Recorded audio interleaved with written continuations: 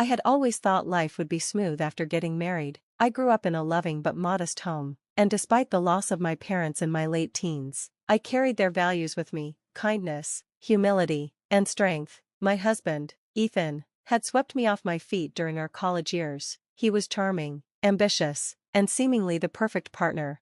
At first, his family seemed welcoming enough. His mother, Eleanor, would flash a polite smile, though it never quite reached her eyes. His father, Gerald, was a man of few words, but his disapproving glances often lingered a little too long. Still, I chose to see the best in them because I loved Ethan.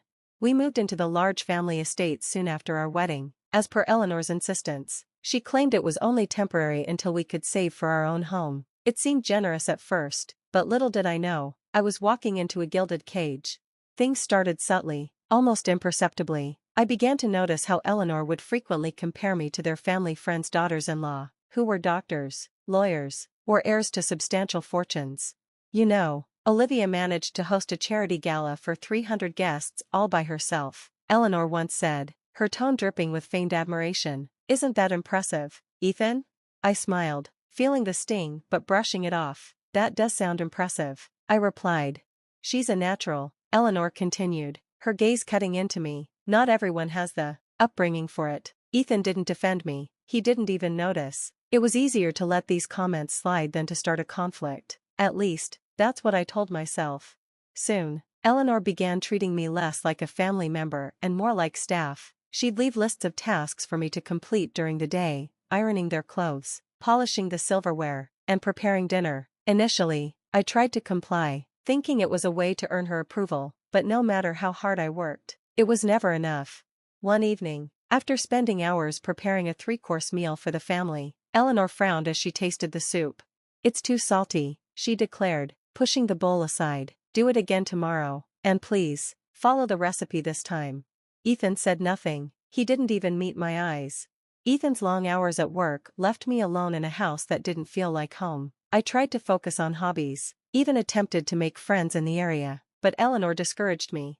Your place is here, she said one day when I mentioned wanting to join a local art class. There's plenty to keep you busy at home. I realized then that she didn't see me as her son's wife, an equal partner in life. She saw me as an inconvenience, a mistake Ethan had made by marrying beneath their station. But I still held on to hope. I loved Ethan, and I believed he loved me. Surely, he would see how his family was treating me and put a stop to it, wouldn't he? The turning point came during a family dinner. Gerald invited one of his business associates, a powerful and wealthy man named Mr. Hawkins. As we prepared for the evening, Eleanor's instructions became relentless. Make sure the linens are pressed perfectly, she snapped, and don't embarrass us in front of Mr. Hawkins. He values class, and you're still learning. Her words stung, but I nodded and set the table with care. When Mr. Hawkins arrived, I was introduced briefly, before being relegated to the kitchen. I overheard snippets of their conversation as I served hors d'oeuvres. She's very lucky to be part of this family, Gerald was saying. Ethan is too kind, he could have married anyone, but he has such a big heart. The implication was clear, I was a charity case. My face burned with humiliation, but I kept my composure. The night dragged on, and by the end, I was left cleaning up alone. Ethan didn't even offer to help. I finally broke down in the dimly lit kitchen, tears streaming down my face as I scrubbed dishes, wondering how my life had come to this. I didn't know it then, but that dinner would set in motion a series of events that would change everything. The aftermath of the dinner left me emotionally drained. My days were starting to blur together, each one a copy of the last: cleaning, cooking, and being invisible in a house that should have been my sanctuary. But something about that night lingered in the back of my mind, an invisible weight pressing down on me. A week after the dinner, Eleanor summoned me to the living room. She was seated on the ornate couch, a cup of tea in her hand. Gerald stood near the fireplace, his arms crossed, wearing his usual look of quiet disdain. We'll be hosting Mr. Hawkins again, Eleanor announced. It's important that we make a good impression this time. Gerald has been working on a significant deal with him, and we can't afford to let anything go wrong. I swallowed hard. Of course, what do you need from me? Everything to be perfect, she replied, her voice cool. And this time, try not to look so plain. Presentation matters. I felt my cheeks flush with embarrassment, but nodded. As I walked away, I couldn't help but feel the weight of their expectations. I wasn't just a wife in their eyes, I was a pawn in their endless pursuit of social status. The day of the dinner arrived, and I worked tirelessly from dawn. The house gleamed, the table was set with the finest china, and the aroma of roasted lamb filled the air. By the time the guests arrived, I was exhausted, but Eleanor insisted I be presentable. As Mr. Hawkins stepped through the door, his presence seemed to command the room. He was tall, impeccably dressed, and carried an air of authority. His sharp eyes scanned the room until they landed on me. For a brief moment, I thought I saw something flicker across his face, a mix of recognition and shock, but just as quickly, it was gone. Dinner began, and I quietly served the courses, avoiding eye contact with anyone. As I placed a dish in front of Mr. Hawkins, he looked up and said, "Thank you, miss. Have we met before?" The question caught me off guard. I stammered, I don't think so." He tilted his head slightly, as though trying to place me. "You look familiar." Eleanor intervened, her tone sharp. "She's Ethan's wife. She tends to stay out of the spotlight." Mr. Hawkins didn't respond but gave me a small, polite nod. The rest of the meal passed uneventfully, but I couldn't shake the feeling that he was watching me, studying me. The next morning, while cleaning up the dining room, I heard a knock at the front door. Expecting it to be a delivery, I opened it without much thought. To my surprise, it was Mr. Hawkins. "Good morning," he said, his tone polite but firm. "May I speak with you?" I hesitated. "Of course, should I get Gerald?" "No," he said, shaking his head. "I came to see you." He stepped inside, and I led him to the sitting room, my mind racing. What could he possibly want? As he sat down, he studied me carefully. "I was up all night thinking," he began. "I couldn't shake the feeling that I've seen you before." I frowned, unsure where this was going. "I don't think we've met." "Perhaps not directly," he said, pulling out his phone. "But does this look familiar?" He showed me a photograph. My breath caught in my throat. It was of my parents. They were younger, smiling brightly at what looked like a formal event, and standing next to them was a younger version of Mr. Hawkins. How do you have this?" I whispered. "I was close friends with your parents many years ago," he said, his voice softening. "Your father and I worked together, and your mother was like a sister to me. When I saw you last night, I couldn't believe my eyes." "You're their daughter, aren't you?" Tears welled up in my eyes as I nodded. "Yes, but they passed away years ago." He leaned back, his expression a mix of sorrow and relief. "I had no idea. They spoke of you often, how proud they were of you." "I lost touch with them after they moved, and I always regretted it." For the first time in years, I felt seen. Mr. Hawkins' words were like a lifeline, pulling me out of the darkness I had been drowning in. He asked about my life, and I hesitated to share too much, but something about his genuine concern made me open up. "I'm glad I found you," he said finally. "Your parents were extraordinary people, and I owe them so much. If there's ever anything you need, don't hesitate to ask." I nodded, still overwhelmed by the revelation. As he left, he gave me one last look and said, "You deserve better than this." Those words echoed in my mind long after he was gone. In the days following Mr. Hawkins' visit, I couldn't stop thinking about our conversation. His words lingered in my mind, offering a faint sense of hope. For the first time in what felt like forever, I felt like I wasn't entirely alone in this world. My parents' memory, through him, became a thread connecting me to something greater, a sense of belonging that I had lost.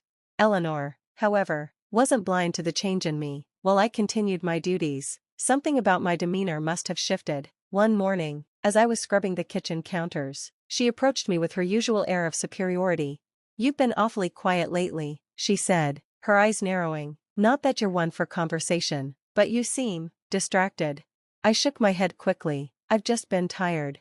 She studied me for a moment before nodding. "Well, keep your focus. We're hosting another dinner next week. Gerald's promotion depends on securing Mr. Hawkins' partnership."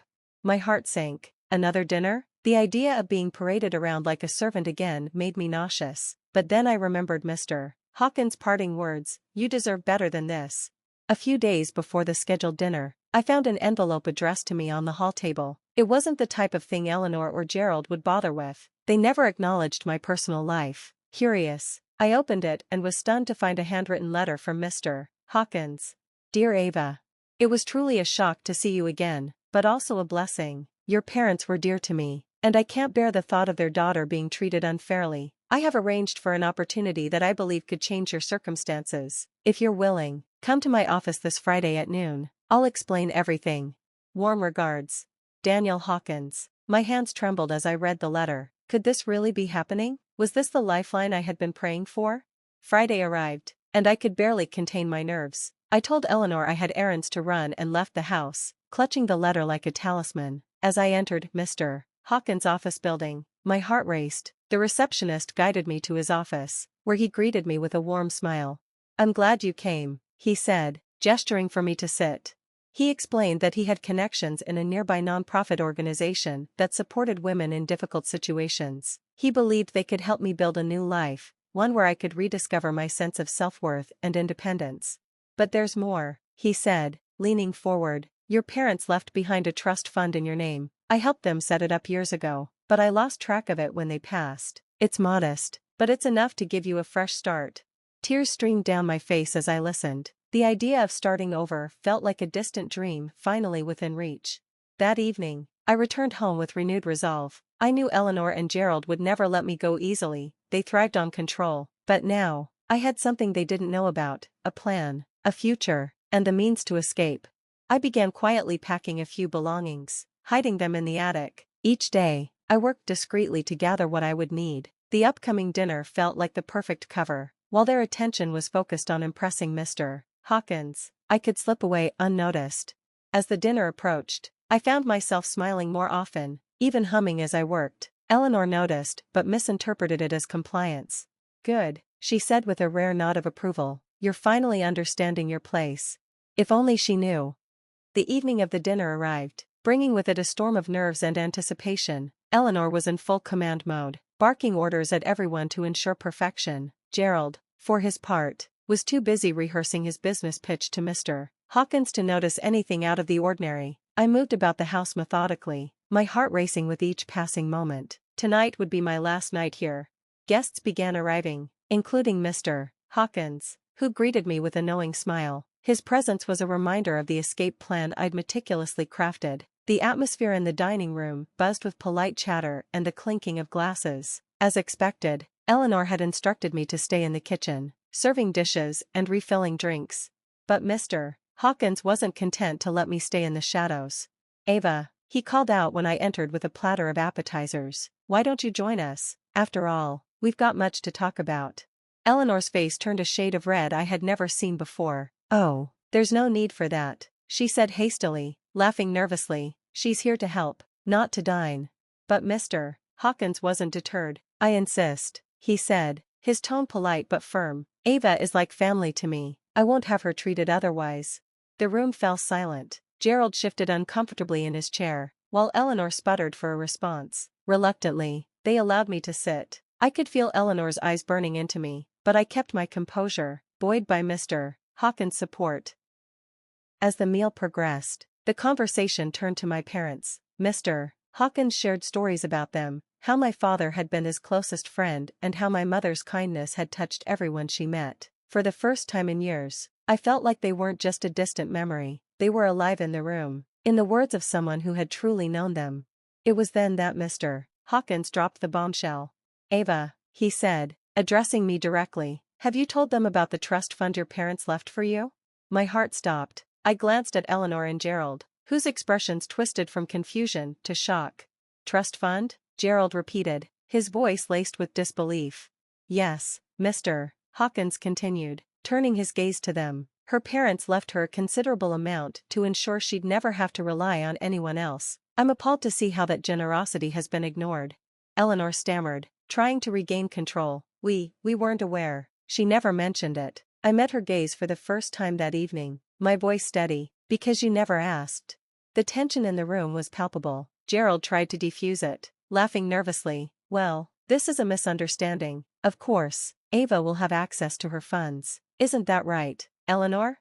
But Eleanor's veneer cracked. "She's ungrateful. After everything we've done for her, giving her a roof, food, this is how she repays us?" Mr. Hawkins interrupted, his voice calm but firm. "If by roof and food, you mean exploitation and mistreatment, then yes, Eleanor, this is how she repays you, by reclaiming her life." For the first time, I saw Eleanor rendered speechless. Gerald, too, slumped in his chair, his bluster evaporating. After dinner, I quietly gathered the bag I had packed and headed for the door. Mr. Hawkins followed, offering me a ride to the apartment he had arranged for me through his nonprofit connections. As I left, I felt a mixture of emotions: relief, empowerment, and a bittersweet sense of closure. Eleanor and Gerald didn't even try to stop me. They must have realized their grip on me was broken. The next morning, I woke up in a small but cozy apartment, my apartment. For the first time in years, I felt like I could breathe. I started attending workshops at the nonprofit, where I learned skills to rebuild my life. Mr. Hawkins continued to be a mentor, guiding me through the process of managing the trust fund and pursuing my dreams. Most importantly, I began to find myself again. I wasn't just someone's servant or charity case. I was Ava, a woman with a future. Months later, I sat in a small cafe, sipping coffee and reading a book. My life wasn't perfect, but it was mine. The weight of the past had lifted, replaced by a sense of possibility. I thought of my parents often, not with sadness, but with gratitude. They had given me the strength to endure, and now I was finally living the life they had wanted for me. As for Eleanor and Gerald, I heard through the grapevine that Gerald didn't get his promotion. It seemed karma had its own way of balancing the scales. But I wasn't focused on them anymore. My life was ahead of me, and I was ready to embrace it.